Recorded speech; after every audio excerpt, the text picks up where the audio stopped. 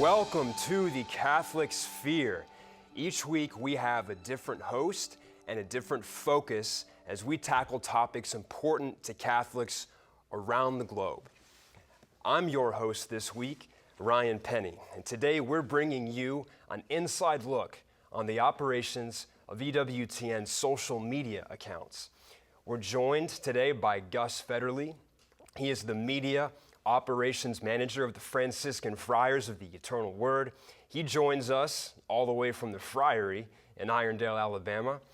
And Jacqueline Burkpile is an editor for Church Pop, and she is with us today from Dallas, Texas. We're also blessed to be joined by Debbie Cowden, a digital media specialist coming to us all the way from Cincinnati, Ohio.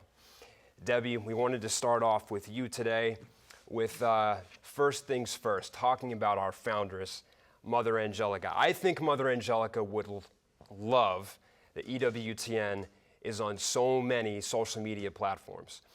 As our digital media specialist, tell us what you do and how it attracts people to EWTN.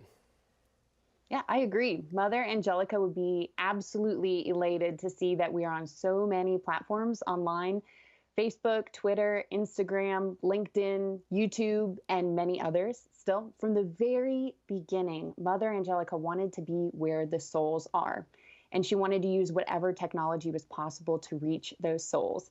And so my job is to coordinate the main flagship pages, the ones that are specifically EWTN, and I strive to advance Mother's mission to spread Jesus Christ to a world starved for truth by way of those social media platforms and other digital media. And I do this under the direction of our Director of Communications, Michelle Johnson. And we reach tens of millions of social media users every month, some who have been watching EWTN from the very beginning, and some who are just discovering EWTN. And so in my job, we are the voice of EWTN. We share information about programming, special events, conveying the truths of the faith, which is so important nowadays, and also continuing to give as much airtime as possible to our dear foundress, Mother Angelica, because we know that her wit and her wisdom are needed so badly today.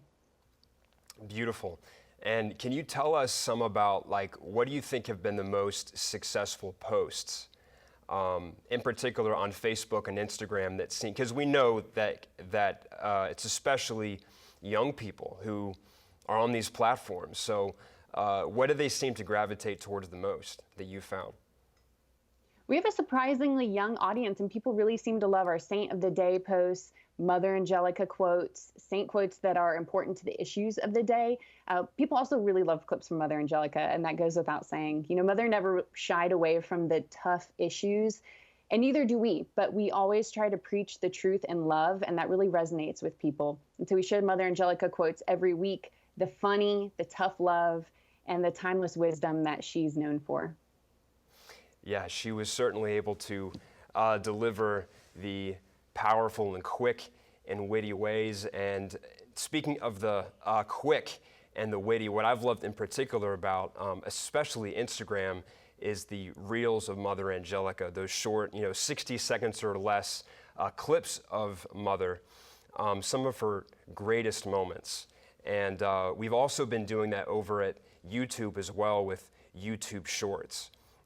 People just love the quick messages from Mother Angelica. So you've got the Instagram Reels and also the YouTube Shorts, some great mediums for bringing especially Mother Angelica to a younger audience. So now turn to you, Gus. So you're behind the Friars' social media accounts. Can you tell us what prompted the Friars to want to jump on social media with their own Facebook, Instagram, and now TikTok accounts?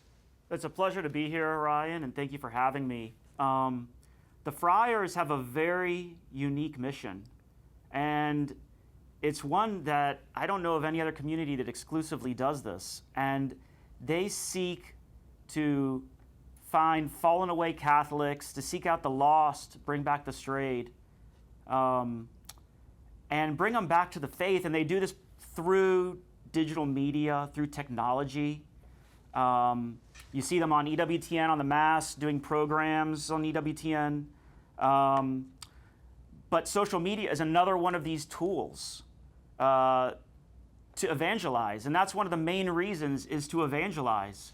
They're reaching the youth. They're going out to where the people are, where the youth are, and reaching them. So the youth less and less have traditional television, but they're on the internet. They're on Facebook, they're on Instagram, they're on TikTok. And it's a way that we can reach them. Somebody may share a post and they may see it. So it's to evangelize primarily.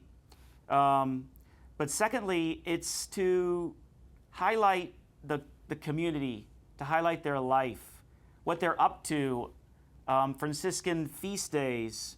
And that's to help people that may be discerning a vocation. They will learn more about what the friars do, what their life is like, what it means to be a religious, what it means to take vows. And this kind of gives them an inside look into that world.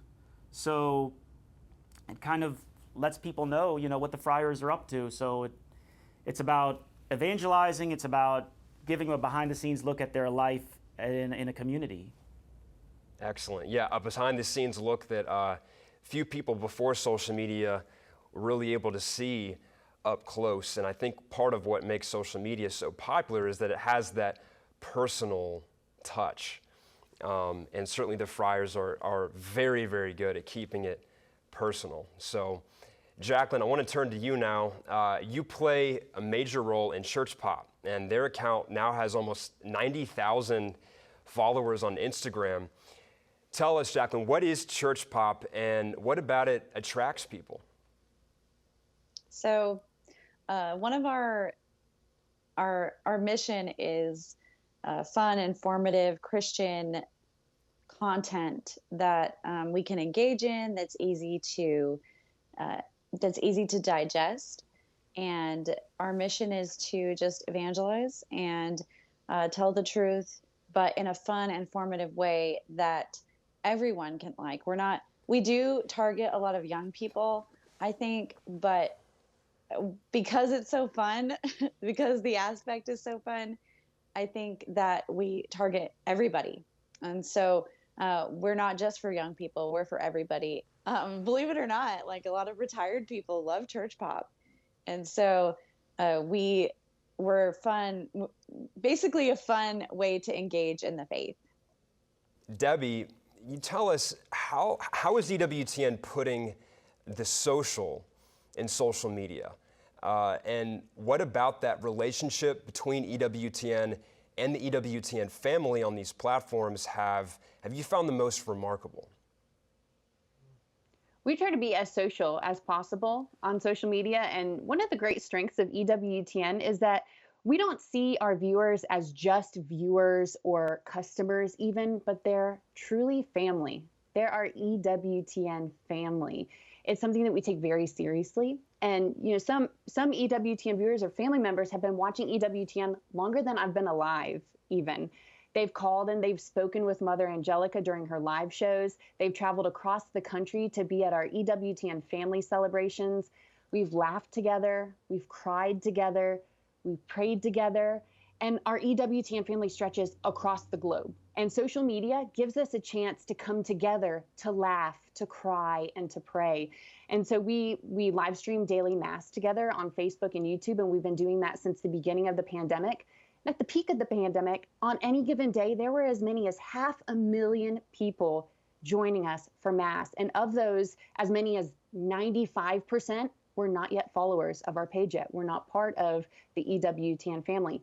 People can submit specific prayer intentions on our EWTN prayer group page on Facebook. We adore Jesus in the most blessed sacrament with adoration on our Facebook page and on EWTN.com/adoration, which we direct people to via social media.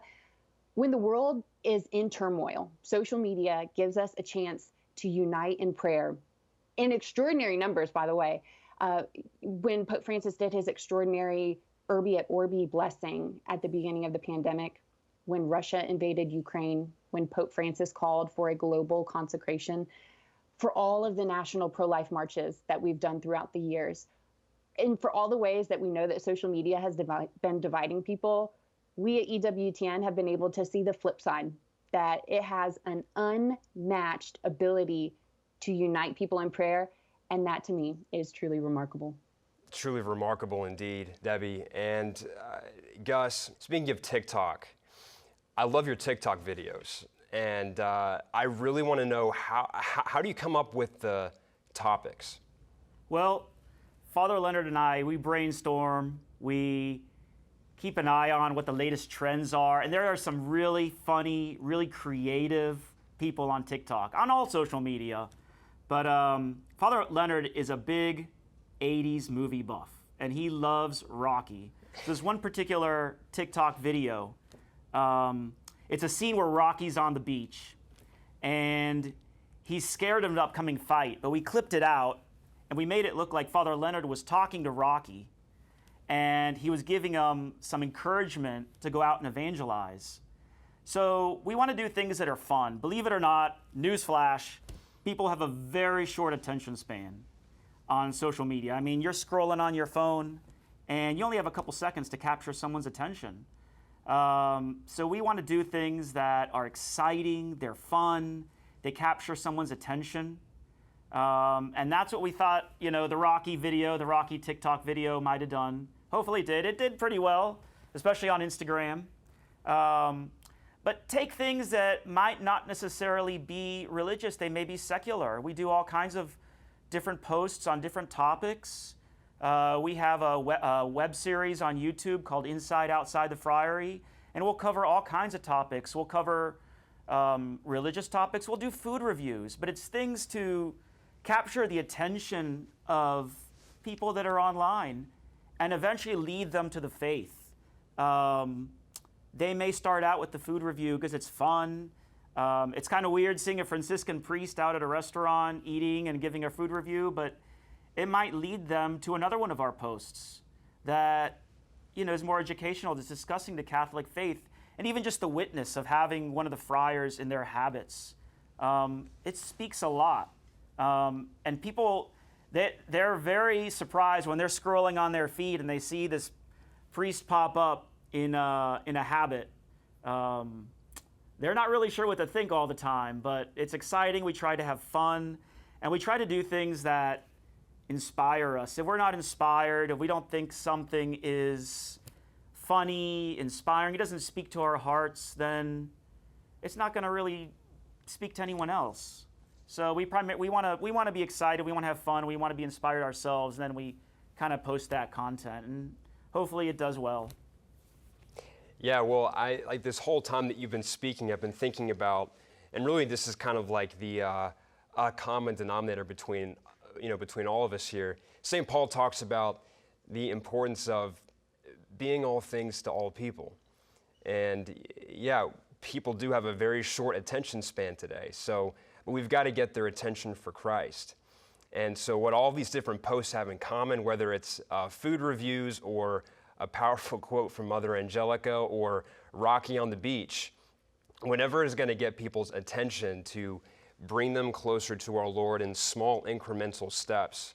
I think that's a project that's worthy and that the Holy Spirit is clearly behind. So, Jacqueline, turning to you now, I got a bit of a research question for you. A recent report from Reuters Institute says that there is a disconnect between the way traditional news media presents and sees news and how new brands and young people see news. It says, quote, traditional news brands see news as what you should know, and young audiences see news as what you should know to an extent, but also what's useful to know, what's interesting to know, and what's fun to know. It seems that Church Pop has known this from its inception and has met that expectation very well. How do you and the Church Pop team, Jacqueline, so consistently provide your followers the useful, interesting, and fun? Well, I think it's a lot of times it's about, what is not only just trending on social media, but also I think a lot of people are interested in what other people are doing. And so, especially celebrities. And we choose that based on what we think will engage viewers, and we look at what we've seen from different articles in the past, and then we decide from there on a daily basis. Like, we never know what we're going to cover most of the time from day to day, because the news cycle changes so rapidly. But it's important to make sure that those people are engaged in what they're going to see, because a lot of times, we go at it from an angle that we know is going to be informative and fun. Like, say, a celebrity post will do better. And then we also, will do church teaching and stuff that's more controversial and stuff that is definitely going to grab our audience and keep them there. But at the same time, something that we consider would be fun. So whenever I decide on a day-to-day basis what we're going to do engaging, like, sometimes we don't know if it's going to do well. We think it might do well, but it may not. The article, that is, which is what I do on a daily basis, is decide what articles to post daily. Sometimes we don't know what's going to perform well, but but a lot of times we do, and it either has to do with the faith. Like, for instance, there was an article that I did about attending Sunday Mass and how important it is and how it's a grave sin not to do it. Or I posted an article from Father Bill Peckman about that. And he, sometimes just telling the truth how it is, it really engages people and helps them to, I guess, be stuff that's controversial, that's not really controversial, that the church teaches. People really love to hear that. And at the same time, we go lighter and we'll do something about, like, a celebrity like Mark Wahlberg, who is really engaged in his faith, and he's a super celebrity. And so we know people are going to be interested in that. And so we just go for it. Or like Debbie was talking about, the Mother Angelica reels do really, really well on Instagram. And I've started doing reels for Mark Wahlberg. My coworker, Caroline, she usually does the Instagram, and she'll decide what is going to do well when it comes to that. And I more or less share on every other platform. But, Mother Angelica, there was an article that we have where Mother Angelica said, "You're destroyers," to the liberal church. And that always does really well, because it's something that people don't hear very often. So when you're straightforward about things and telling the truth like it is, people want to hear that. They don't like seeing the watered down faith. They want to see what the church teaches and hear, what other people have to say about it. Yeah, Jacqueline, and that's not simply a matter of opinion. It's very clear that the numbers bear out that when the faith is spoken in a bold and relevant way, people just gravitate towards it. It's very clear. So you're obviously right about that. Now, Debbie, some people say that they can't see us on social media all the time, but we're clearly there. So why can't they see us, and how can they find us?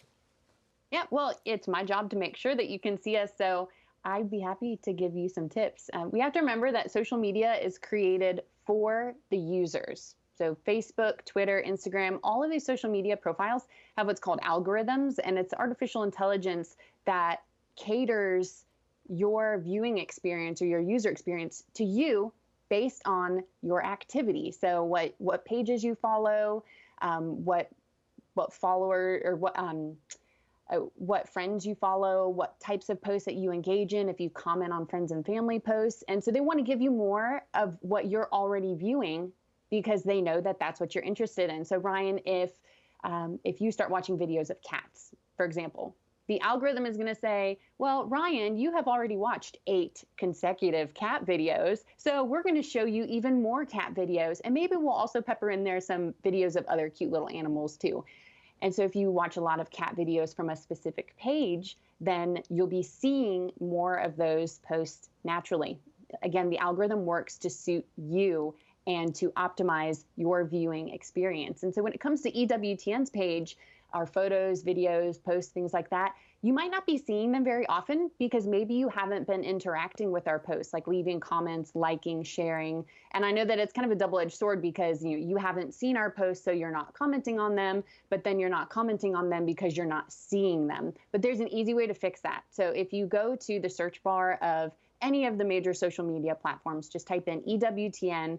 First and foremost, make sure that you're following us, following our official pages, and then scroll down once you're on those pages and make sure that you like some of our posts, leave some comments that are relevant to what the post is about, share some of the meaningful posts on your own page. And it might take a couple days, but then the algorithms are going to kick in and they're going to say, oh, you want to see EWTN? Okay, I'll show you more EWTN. I'll show you more Catholic posts, things like that. So make sure that you're following EWTN, Church Pop, the Friars, all of our news pages, religious catalog, media missionaries, and that's how you can outsmart the algorithm, make it work for you so you can start filling your page with EWTN's beautiful posts that we work so hard on so that you can see. Outsmart the algorithm. So basically what you're saying, Debbie, is that people's social media experience has much more to do with them and their activity and their behavior on those platforms than they might realize, and it's really in their own hands to determine what kind of experience that they have. Is that what you're saying?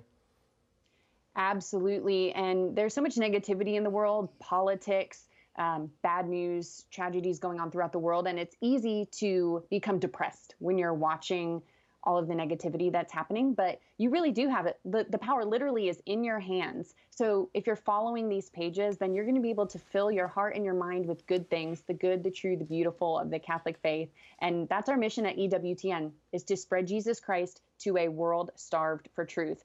And the social media world is starved for truth and it's starved for goodness, but we're there and we're doing the best that we can on our end to produce the content for you and to bring you the truth.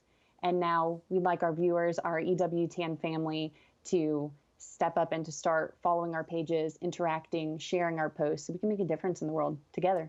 And all they need is one of these, right? One of those, absolutely. Amen. So what kind of impact, Gus, do the Friars accounts have on people? Have you seen any of it through comments on posts and videos or even direct messages on those accounts? I do. It's a pretty common theme. I don't have a specific example, but people will often share their stories. There's people that are hurting. There's people that need encouragement. And we'll post different saints quotes, different Franciscan saints quotes, articles, homilies. And the one common theme that I see is people will comment saying that they needed to hear that. They felt like that post was meant for them.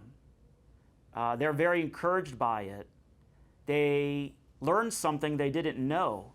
To see some of these posts actually affecting real people is amazing. It's very encouraging for us as well. And Mother said that the network was worth it even if it helped one person get to heaven. And that's our goal, is if we can help one person, it makes it all worth it. And to see that encouragement, to see that positive effect on people, it's amazing. Similar question to you, Jacqueline. What have you found to be the most noteworthy aspect of Church Pop's interaction with their followers, or even just one-time viewers who respond to the posts and videos in the com boxes or even the DMs? Well, what I really like seeing is seeing people respond to, a lot of times lately, the news has just been so negative, but we can turn that around and get people praying. And I really, I see a lot of people saying, oh, I'm praying for this family, or not family, this church, or because yesterday we did an article about a church that burned down, and a lot of people commented and said, oh, I'm praying for the protection of our churches. And so when we can reach out to people and get them praying, that also helps lead their souls to heaven. And so, and it can help change the world. And I can't tell you how many people commented saying that they were going to start praying for this church. And, you know, because it was just one comment after the next. And when we can get people engaged like that, get people praying, get people talking about their faith, it really, it can really, you know, move people to their Catholic faith, obviously. Gus and Jacqueline and Debbie, thank you so much for joining us for this really important conversation today. And thank you, all of you, for joining us today. We hope that you check out all of our social media platforms. We can be found on Facebook, YouTube, Instagram, and Twitter. And you can watch new episodes of The Catholic Sphere on Tuesdays at 6:30 p.m. Eastern Time, right here on EWTN. We'll see you next time.